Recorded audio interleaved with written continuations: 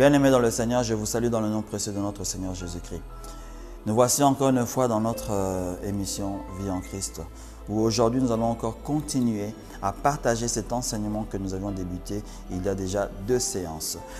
Nous parlions des commandements et le commandement, les commandements et le commandement. Nous avons le commandement de Jésus qui nous attend et nous avons les commandements que le Seigneur Dieu a donnés au peuple d'Israël. C'est ce que nous sommes en train de débattre en fait, d'essayer de partager en remettant, en rapportant cette réalité dans notre vie chrétienne actuelle.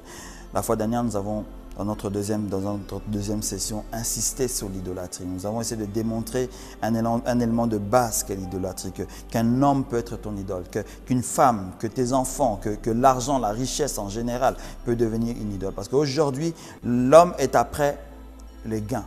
Il veut s'accaparer des gains. Donc, ce qui veut dire qu'aujourd'hui, la richesse est l'idole que nous sommes en train de poursuivre au maximum.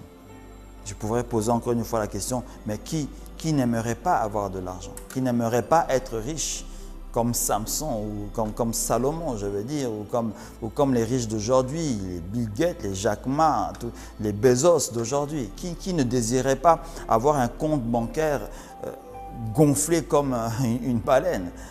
Tout le monde voudrait avoir un compte comme ça, parce que souvent, nous croyons que la richesse donne le bien-être, donne la bonne vie comme telle. Mais nous sommes en train de nous tromper, vous savez, parce que même si la parole de Dieu nous dit que l'argent répond à tous les besoins, mais son amour est la source de tous les maux. Donc lorsque vous prenez l'argent comme un Dieu, lorsque vous faites de l'argent un Dieu, vous allez causer des dégâts dans votre vie et vous allez causer des dégâts dans la vie de beaucoup de personnes. Croyez-en. Croyez-moi, vous savez qu'on peut se le dire aujourd'hui parce que les personnes ne comprennent peut-être pas cette histoire de la divinité de l'argent. Vous savez que la prostitution aujourd'hui qui est dans les réseaux criminels, il y a l'argent qui est derrière. La drogue que l'on est en train de vendre dans tous ces réseaux criminels. Mais il y a l'argent derrière. Parce que les personnes qui sont derrière ces choses-là veulent devenir riches à outrance. Ils veulent s'accaparer de l'argent, de l'argent, de l'argent. Tous les réseaux criminels du monde, c'est l'argent qui est derrière et qui dirige cela, sans exception aucune. Quand un voleur existe et qu'il veut voler, qu'il vole une banque, vous croyez qu'il vole quoi? C'est de l'argent qu'il est en train de voler. Encore un mal. La prostituée est obligée de se prostituer parce qu'elle doit de l'argent à quelqu'un, à un mafieux ou à un proxénète entre parenthèses. L'argent qui est derrière. Souvent, tu veux plaire à ta copine, toi qui es encore jeune, qui ne travaille même pas, qu'est-ce que tu fais? Tu vas voler de l'argent. Oui, ça répond, mais son amour crée certaines circonstances. Tout ce que nous voyons de mauvais aujourd'hui sur cette terre, quand vous allez un peu creuser un tout petit peu, vous allez voir que l'argent est derrière cela. L'argent est derrière cela. La fois dernière, j'ai donné un exemple. J'ai dit, écoute, tu gagnes des millions dans ta vie. Chaque mois aujourd'hui. Je ne sais pas comment on peut définir cela. Quelle est la bonne vie aujourd'hui? Admettons que tu touches 30 000 euros par mois. Parce qu'il y a des personnes qui touchent 30 000 euros par mois. Ça existe. Qui ont des comptes bancaires qui sont vraiment gonflés.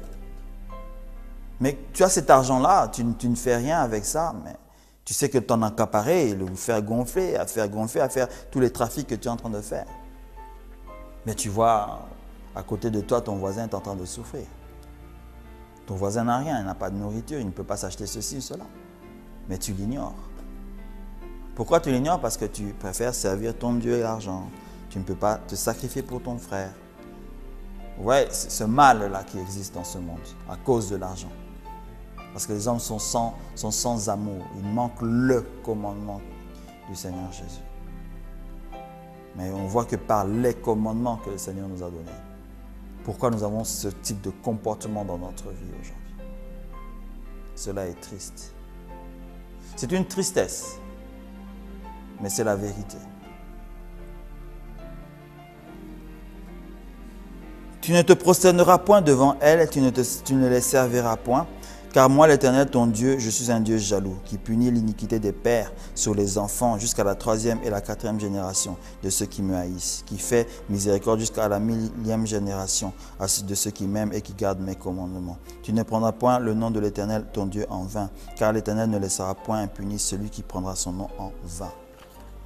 Souviens-toi du jour du repos pour le sanctifier. Tu travailleras 6 jours, tu feras tout ton ouvrage. Mais le 7e jour est le jour du repos de l'Éternel, ton Dieu. Tu ne feras aucun ouvrage, ni toi, tes fils, tes filles, ton serviteur, ta servante, ton bétail, ni l'étranger qui est dans tes portes.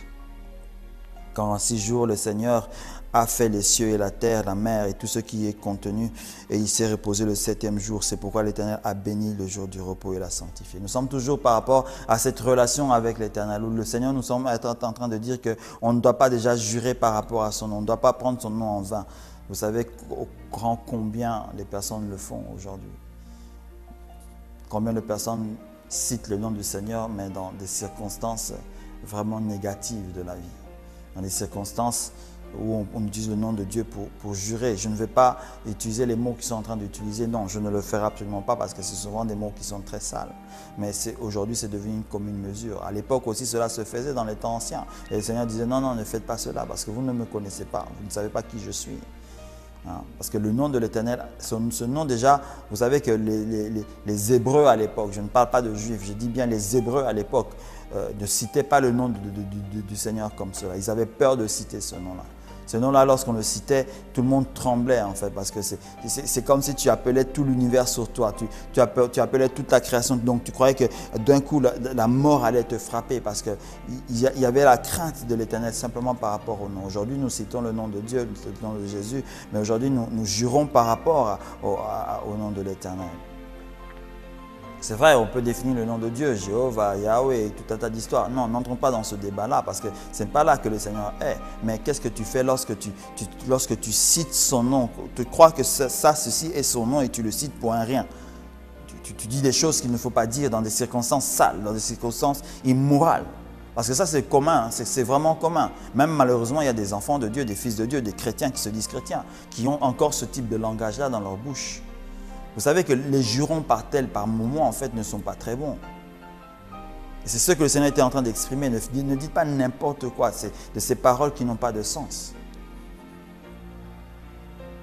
Faites très attention. Faisons très très attention. Nous allons essayer essayons de nous aider par rapport à ça. Si tu sais que tu as un frère qui se comporte ainsi, essaie de parler avec lui. Essaie de lui dire que ce qu'il fait n'est pas bien. Nous avons une nouveauté de vie qui coule en nous, vous savez. C'est une nouveauté de vie qui coule en moi par le Saint-Esprit. Parce que c'est le Saint-Esprit qui fait couler en moi cette nouveauté de vie que le Seigneur m'a donnée. Me permet de ne pas faire certaines choses, de ne pas dire certaines choses. Nous devons sauver notre langage, vous savez. Nous allons bientôt parler de la langue. Nous allons essayer de parler, de montrer certaines choses. Parce que vous savez que comme la parole de Dieu nous dit que de cette langue-là, il y a la mort qui en découle, il y a la vie qui en découle. Nous devons faire très attention. Donc quand tu cites le nom de Dieu en vain, fais aussi très attention parce que tu peux appeler la mort sur toi. Je ne sais pas, je ne veux pas dire que d'un coup tu cites comme ça, tu dis ce juron, du ciel va tomber un tonnerre ou un éclair va te frapper, tu disparais. Non, ce n'est pas ceci, mais tu peux apporter certaines malédictions. On a défini déjà ensemble la malédiction, vous savez. Vous vous rappelez? Je vais essayer de vous la réexpliquer. La bénédiction, c'est une force. La bénédiction, c'est une force venant du Seigneur qui t'est impartie, qui te permet d'aller de l'avant. Et la malédiction, c'est simplement le contraire. Lorsque tu as la malédiction en toi, en fait, c'est que tu as des forces en toi qui ne te permettent pas d'aller de l'avant. C'est exactement ça. La malédiction, ce n'est pas un diable ou je ne sais pas quoi. Non, c'est une force qui t'empêche d'aller de l'avant. La bénédiction, c'est une force que le Seigneur te donne, une grâce que le Seigneur te donne, une faveur que le Seigneur te donne pour aller de l'avant. Et quand tu vas de l'avant, tout peut être nommé. Tu peux prospérer, que ce soit par rapport à ta santé, par rapport à tes finances, par rapport à ta vie sociale, à ta vie politique. C'est ça la bénédiction. La bénédiction ne se limite pas avec l'argent parce qu'aujourd'hui, nous avons donné ce concept-là que si tu es béni, c'est parce que tu as ceci, tu as de l'argent, c'est parce que tu roules carrosse, toutes ces choses-là. Non, le Seigneur ne voit pas la bénédiction en cela. Parce qu'il y a des familles qui sont bénies, mais ils n'ont rien, mais ils sont heureux. Et il y a des personnes qui ont de l'argent, alors beaucoup d'argent, mais ils sont maudits. Vous ne savez pas comment ils dorment quand ils sont dans leur couche. Vous ne savez pas les cris qu'ils font. Vous ne savez pas les difficultés qu'ils ont la nuit, les sacrifices qu'ils sont obligés de faire pour soutenir cette richesse-là. Donc nous devons faire très attention, mes frères. Faites attention avec ce que vous faites sortir de votre bouche. Cela est très important. Faites très, très, très attention. Le Seigneur a introduit la notion du repos dans ses commandements. On va se voir, même le commandement, même se reposer est un commandement de Dieu. Mais il avait introduit ce repos, ce sabbat, d'une manière assez simple. Il disait, écoutez, moi j'ai fait le monde en 6 jours, le 7e jour je me suis reposé, je veux que vous fassiez de même. 6 jours, faites ce que vous devez faire, progressez dans ce que vous devez progresser, produisez ce que vous devez produire, mais le 7e jour, donnez-le-moi, faites comme moi, reposez-vous. Et Jésus même, lorsqu'il avait sauvé cette personne pendant l'âne, je pense que c'était un âne si je me rappelle bien, si je ne me trompe pas, directement les pharisiens sont venus contre lui, ils disent que tu as fait ça dans le jour du sabbat, tu es vraiment maudit, toi, on doit te lapider, tu as dit ça. Jésus leur dit, écoutez, mais le sabbat a été fait pour l'homme ou l'homme a été fait pour le sabbat? Le Seigneur le dit clairement aujourd'hui, il le dit là dans ce commandement-là, le 7e jour repose-toi. Donc j'ai fait le sabbat pour que tu puisses te reposer. Mais eux, ils avaient rendu ça un peu contraire. Ils avaient fait que le sabbat devait devenir quelque chose qui écrasait la vie des personnes. Donc cela veut dire que d'une certaine manière, en fait, tu te reposes, c'est vrai, mais continue à faire le bien. Quand quelqu'un est en difficulté, aide-le. Mais là, ce qu'on est en train de dire, ce qu'on est en train de partager, si on ramène cela à notre vie aujourd'hui, nous devons nous reposer dans certaines circonstances. Il y a certaines choses que nous faisons, nous travaillons, nous avons droit au repos. Parce que ce repos permet de reposer mon âme, mon esprit et mon corps aussi. Parce que vous savez que lorsque nous sommes overbookés d'une certaine manière, on peut tomber malade parce que aussi on ne se repose pas. Ça paraît bizarre. Qu'est-ce que ça a à voir avec la parole de Dieu? Je vous le dis, la Bible nous demande de nous reposer. Quand tu sais que tu as travaillé toute une semaine et que tu es fatigué, repose-toi, relaxe-toi. Tu peux faire certaines choses pour te détendre. Le Seigneur ne voit pas un mal en cela, mais fais attention. Quand tu fais certaines choses, toujours pour la gloire du Seigneur, tu es avec ta famille, fais certains éléments avec ta famille pour te reposer, pour vous relaxer, pour redonner un peu d'électricité dans vos batteries d'une certaine manière, si je peux le dire ainsi. Parce que nous sommes des hommes, vous savez bien, nous avons une nature, nous avons une chair, elle se fatigue, elle peut tomber malade si on ne se repose pas. C'est le Seigneur, s'il a créé le repos, c'est parce qu'il savait très bien que ce corps peut tomber malade. Et que si on ne se repose pas, on continue à le fatiguer, et on peut avoir certains éléments qui puissent se faire, des maladies qui peuvent apparaître, des hypertensions, je ne sais pas, tant d'éléments peuvent apparaître parce que le repos n'est pas existant. Vous le savez mieux que moi peut-être, parce que peut-être vous le vivez vous-même. Étant donné que vous ne vous reposez pas, vous êtes toujours sous le stress, et vous vous comportez d'une mauvaise manière, vous avez un mauvais moral, vous avez tout un tas d'éléments. Et le Seigneur te dit, mais repose-toi. Tu as 6 jours au moins pour travailler. Certes, travaille, mais le 7e jour, repose-toi. Donc c'est une manière un peu simple pour te donner du repos. Le Seigneur veut que tu puisses te reposer aussi. Le Seigneur veut que tu puisses te recharger en toi-même, que tu puisses avoir une certaine conscience avec toi-même. Mais que pendant ce moment de repos, quand tu fais ces choses-là, pour la gloire de Dieu. C'est-à-dire, reste connecté avec le Seigneur. Purement avec Moïse à l'époque, c'était que le sabbat en question, il devait faire des choses, il ne devait rien faire. C'est comme s'ils étaient immobiles, quoi. Mais ils n'étaient pas en fait immobiles parce que bien sûr, il fallait manger, il fallait faire ceci et cela, mais tout était confiné dans la maison, tout était là-dedans, on ne voyait pas. Je me pose même les questions si pendant le sabbat, en fait, les personnes ne sortaient forcément pas. Peut-être des personnes ne voyaient même pas dehors. Tu te réveilles, mais tu restes enfermé dans la maison. Le bétail ne sort même pas dans les champs. Rien ne se fait. Donc la ville était comme une ville morte en fait. Peut-être qu'eux le faisaient ainsi, ils le comprenaient peut-être ainsi. Mais le Seigneur n'avait pas donné ce message dans ce sens-là. La preuve même en fait, s'il n'avait pas rencontré la difficulté en question où il avait sauvé l'animal ou l'homme, ou je ne sais pas qui, quand il avait guéri telle personne dans la personne du sabbat, les gens étaient en train de se promener dehors. Donc, d'une certaine manière, les gens étaient en train de peut-être se relaxer, je ne sais pas. Ils étaient en train de se reposer. Bref, pourquoi je suis en train d'introduire cet élément-là dans les commandements, c'est parce qu'il y a un élément très important aussi. Parce que c'est là que commence déjà la relation avec les autres. Parce qu'ici, c'est une sorte de relation mixte. Donc, ça veut dire qu'avec le Seigneur, parce que tu rends gloire au Seigneur, et avec ta famille, avec les autres, parce que tu es dans ta société, tu es dans ton environnement. Tu es en train de te reposer dans cet environnement-là, de te reconnecter un peu avec cet environnement-là. Donc cette parole, elle vient comme une sorte de charnière qui vient relier en fait cette relation horizontale et verticale. Donc ça fait comme une sorte de croix en fait. Le milieu, le point là que vous êtes en train de voir, c'est le point du repos. Là où on se connecte et avec Dieu et avec les hommes. Une croix.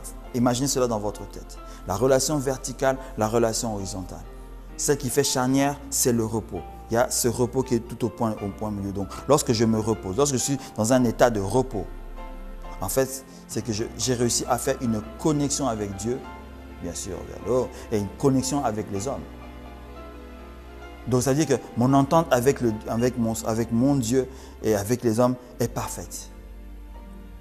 Donc, vous devez comprendre en fait le mystère de ce sabbat, le mystère de ce repos était que la personne, nous devions nous dire, waouh, nous avons réussi à nous connecter, nous avons réussi à être ensemble, à nous donner une nouvelle vie, nous avons réussi à nous mettre dans l'harmonie. Ce repos-là, c'était l'harmonie que le Seigneur voulait que les personnes puissent avoir. Parce que le Seigneur, lorsqu'il avait terminé de créer la terre et le ciel, etc., en se reposant dans ses œuvres, regardez, relisez seulement cette parole de Dieu, la parole dans Genèse 2, je pense. Il était content de cette œuvre qu'il avait faite. Il était vraiment content. Il a dit, ah, ok, tout est parfait, tout est bon. Vraiment, je suis content de ce que j'ai fait. Je dois me reposer. Donc, ça veut dire qu'il avait vu l'harmonie de toutes les lois qu'il a données, de toutes ces transformations qu'il a faites, de comment le ciel est apparu, comment les étoiles sont en train de tourner tout autour de la terre. Toutes ces choses, quand il a vu ça, il a dit, ok, c'est vraiment magnifique. Il a vu cette harmonie qui a été créée.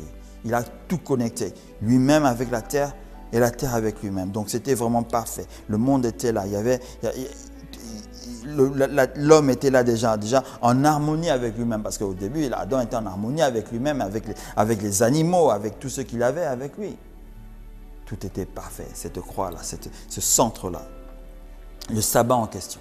Réfléchis en fait ce temps de repos. Qu'est-ce qui va se passer quand on dit qu'en fait quand le Seigneur sera notre sabbat, il est notre sabbat. Pourquoi? Parce qu'on aura une harmonie en lui, un repos en lui, quelque chose qu'aujourd'hui on n'imagine pas. Mais le Seigneur te demande de l'avoir aujourd'hui sur cette terre pour que tu puisses en fait comprendre comment cela sera au ciel quand on sera avec lui. Où tu es connecté avec tout le monde, où tu n'as pas de problème avec les personnes. C'est ça que le Seigneur nous demande en disant que le 7e jour du repos, repose-toi de tes ouvrages, de ceci. Donc, en fait, il y a une sorte de parole cachée derrière cela.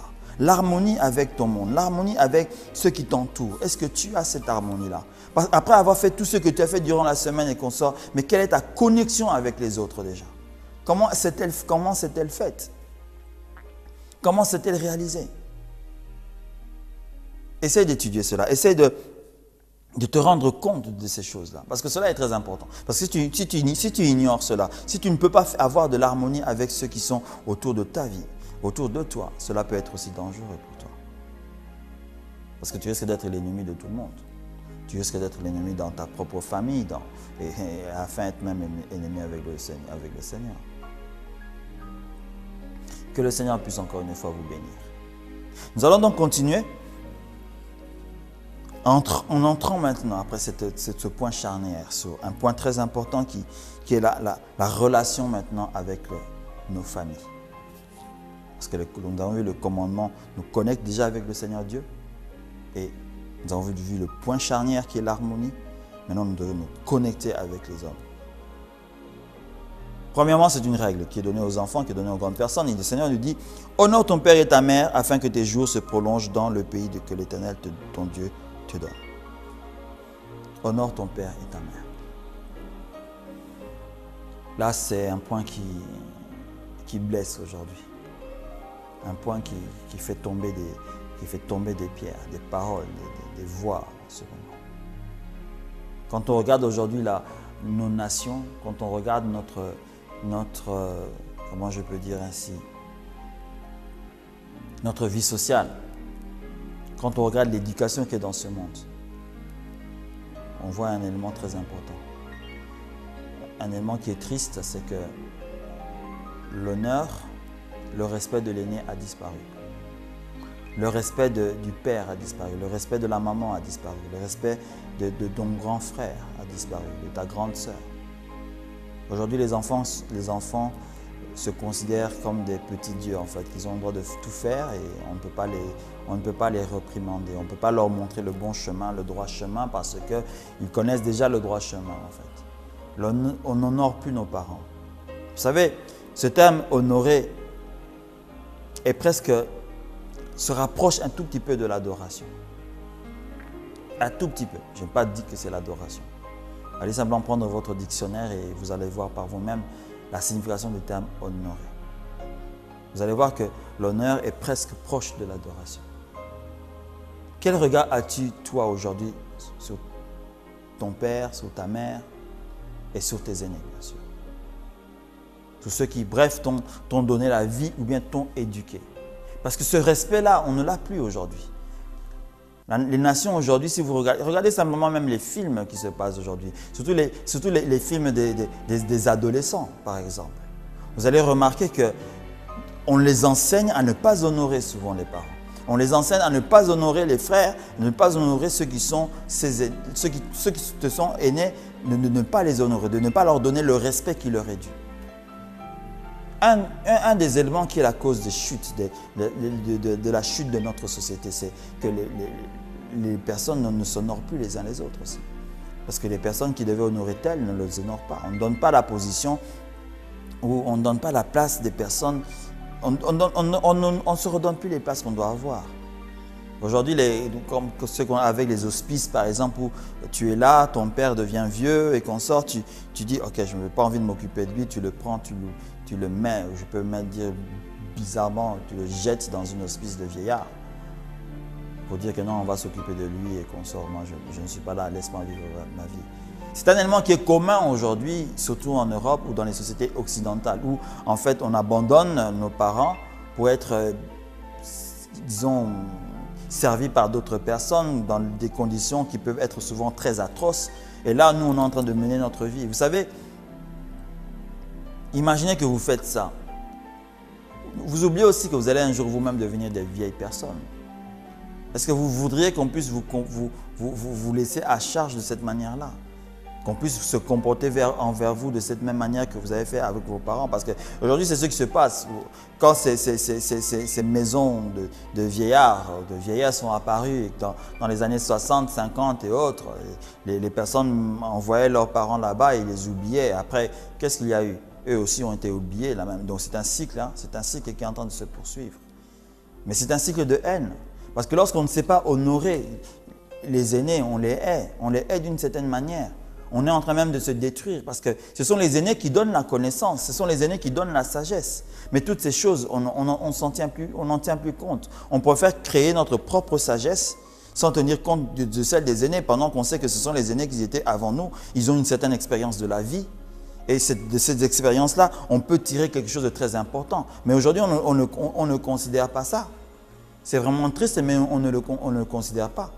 Et devant l'Éternel, notre Dieu, c'est un péché, c'est une faute. C'est une faute lorsque je n'écoute pas le conseil d'un vieillard. Lui qui a connu quelque chose de mauvais peut-être dans sa vie, il te dit quelque chose pour que toi, tu ne puisses pas vivre la même chose. Toi, tu l'écoutes, tu les déconsidères. Malheureusement, dans la vie chrétienne, cela se passe aujourd'hui aussi. Dans les églises, ce comportement existe aussi. Vous allez voir des personnes, des jeunes qui n'ont plus le respect par rapport aux aînés de la foi. Je ne parle pas des aînés de la foi par rapport à la Bible. Non, je suis en train de parler des aînés de la foi que vous avez avec vous physiquement. Qui savent que lorsqu'ils ont traversé certaines circonstances, s'ils ont traversé ces circonstances-là, c'est peut-être parce que le Seigneur leur a donné un bagage qu'ils devront transmettre à d'autres générations. Mais cette génération qui devait recevoir ce bagage-là, les ignore, les injurent, font comme ils veulent. Il y a aujourd'hui un langage qu'on appelle millénial, aujourd'hui, en anglais, par rapport, si je le traduis un peu, qui dit qu'il y a une sorte de nouvelle génération de jeunes chrétiens qui sont sortis, qui sont en train de rejeter l'enseignement des aînés. Regardez par vous-même, faites vos recherches, regardez, on a tant de vidéos comme ça aujourd'hui, de personnes qui ont la facilité à injurier, Bref, à manquer de respect aux aînés. Le respect des aînés a disparu dans la foi chrétienne. Or, c'est une faute. Pendant que dans la Bible, on dit que les vieilles mamans s'occupent des jeunes sœurs, qu'ils les apprennent à comment se comporter. C'est-à-dire qu'il doit y avoir un respect de l'aîné. C'est la même chose avec les hommes. Il y a des anciens, des frères plus âgés que toi qui ont une vie chrétienne et qui ont traversé certains éléments qui peuvent être une source d'enseignement, mais tu ne les considères pas. Pour toi, ils ne sont rien. Toi, tu es jeune, tu as ta force de vie, etc. Tu crois que ton christianisme est correct. Pendant qu'eux, ils ont vécu certains éléments qui te permettront d'aller encore plus en avant. Vous savez que ta bénédiction n'a jamais été plus loin que le croix. Tu peux crier devant le Seigneur chaque nuit, Seigneur, bénis-moi, pendant que ta bénédiction était l'ancien qui était à côté par rapport à ces conseils-là qu'il est en train de te donner. Mais toi, tu es en train d'ignorer cela. Souvenez-vous, quand je vous ai redéfini la bénédiction, c'est une force, c'est quelque chose que vous avez, que vous possédez, que le Seigneur vous influe, que ce soit par son esprit ou par rapport à certaines circonstances, afin que vous puissiez aller de l'avant. Mais dans ces circonstances-là, vous avez les conseils des vieux, vous avez les conseils des anciens, vous avez les conseils des parents. Qu'est-ce que vous croyez lorsque Adam, je veux dire quoi, Isaac, Jacob ou Abraham bénissaient leurs enfants? Prenez seulement l'exemple d'Isaac, excusez-moi, de Joseph. Vous croyez que Joseph avait peut-être des milliards, je ne sais pas. Il pouvait dire, ok, Ephraim et Manassé, venez, je vous donne toute la richesse que Pharaon m'a donnée. Même pas. Même pas. Au contraire, lorsque Joseph a voulu bénir ses deux enfants, il les a rapportés devant son père. Il les a donnés devant son père, Israël. Il ne leur a pas donné toute la richesse qu'il avait, non. Israël a simplement béni Joseph, Manassé et Ephraim. Il a simplement parlé. Il a simplement parlé. Le même cas avec Ésaü et Jacob, lorsque Isaac devait en fait transmettre la bénédiction. Il a simplement parlé. Notre temps est bientôt écoulé, bien sûr. Nous allons continuer ce partage la prochaine fois. Il est assez long, il est assez costaud. Que le Seigneur puisse vous bénir, encore une fois. Et restez donc connectés à notre chaîne. Et je vous dis simplement à la prochaine. Au nom de Jésus-Christ. Amen.